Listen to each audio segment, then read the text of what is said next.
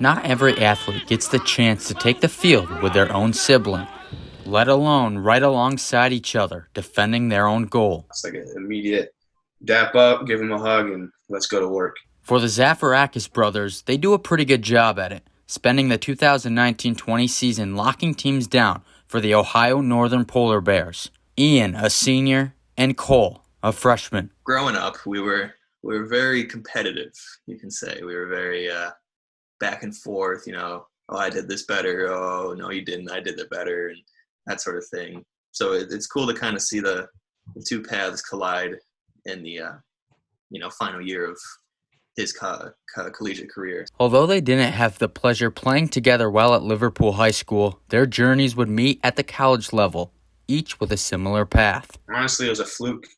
I was going out to Ohio for a Cleveland State prospect camp. Me and my dad went a day early, stopped at ONU. It just felt right. I didn't even end up going to Cleveland State the next day. For me, I never really paid much attention to ONU the first 2 years that Ian was there. I had my sights set on other schools, to be honest. Coach Saint was the only coach that actually would reach out to me, ask me how I'm doing, and it just felt like he actually cared. And that's what drew me to the school. Getting drawn in by Coach Nat St. Laurent in a young program. The biggest thing that you see going through on these programs is just the growth in lacrosse playing and your skill as a lacrosse player, but as a person as well. It's teaching you how to be a good lacrosse player, but also how to become a man, pretty much, a good human being. Really, lacrosse has been the reason for everything in my life since 7th grade. And now getting to share the same experience with my brother the final years, like the icing on the cake. The 4 years he's been there, he's changed dramatically. He's more confident in himself and he carries himself a lot better. So, thanks. But after a great start and only 6 games in, their time together would come to a screeching halt. So we had a sense that there was something going on in the world, but then after the week leading up to it, we're like, oh, the Ivy League just canceled. So we're starting to sense like something could be going bad here. Thank you to our coaches and our AD and our president of the university.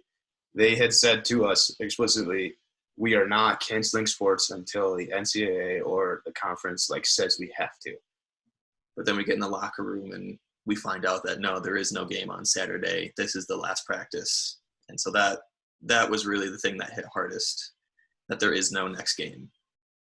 Before each opening whistle, the two brothers would exchange a fist bump and a head nod. But unknowingly, in a game on March 7th at Nazareth, it'd be the last time the two brothers would play on the same grass in college together. It hit probably a little bit harder because we weren't as prepared for it as maybe other conferences. It's not that storybook ending that we all want. It's even if we ended on a championship loss, it's a definite end. Despite the shortened season, the two are proud to be a part of an up-and-coming program, only in its 5th season. Those 6 games really showed the team's true potential and how we could be any team. Look at all we've accomplished, what we've been able to grow this program into. I think we left the program in a good spot for them to take it to the next level on the national stage. A possible title in its near future. If in 5 years I'm watching a national championship and it's ONU versus Salisbury, I can sit there with the class above me in my class and the class below us, honestly, sitting there just saying that's our program. We built that. And although they won't have Ian any longer, it's just the beginning for Cole, who managed to rack up the D3 Freshman Goalie of the Year award. Those 6 games, I really felt like, this is my time to shine. And so it really means a lot just to have that to have that recognized. He did so well that now with the Inside Lacrosse article, ONU's name is out there on a national stage. And that not only helps his confidence, but it helps the program as a whole. But that wouldn't be the only recognition they would get in the month of April. Ian doing a little lacrosse magic that would get over 2 million views on the SportsCenter Instagram page. Another kid in this area that did the same thing, but he did it with a baseball. He threw it in there. And so we were like, I know exactly where that is. Let's go try with the lacrosse stick. I turned to Cole and we're going to be here for a while. It was probably about an hour and a half, 2 hours of trying to throw that ball through the hole. But when I got it, like I was just mindlessly throwing a ball at the wall, and it just went right in. And it's funny because there's no way to get it back out, so that ball's gone. Both taking pride in their lacrosse roots in Syracuse. Syracuse is known for its lacrosse tournament. I mean, one of the largest hotbeds ever. It's really cool to see ONU up there with that, and especially being from Syracuse and people from this area getting to read about ONU and what we've been able to accomplish there. Cole Johnson, NCC Sports.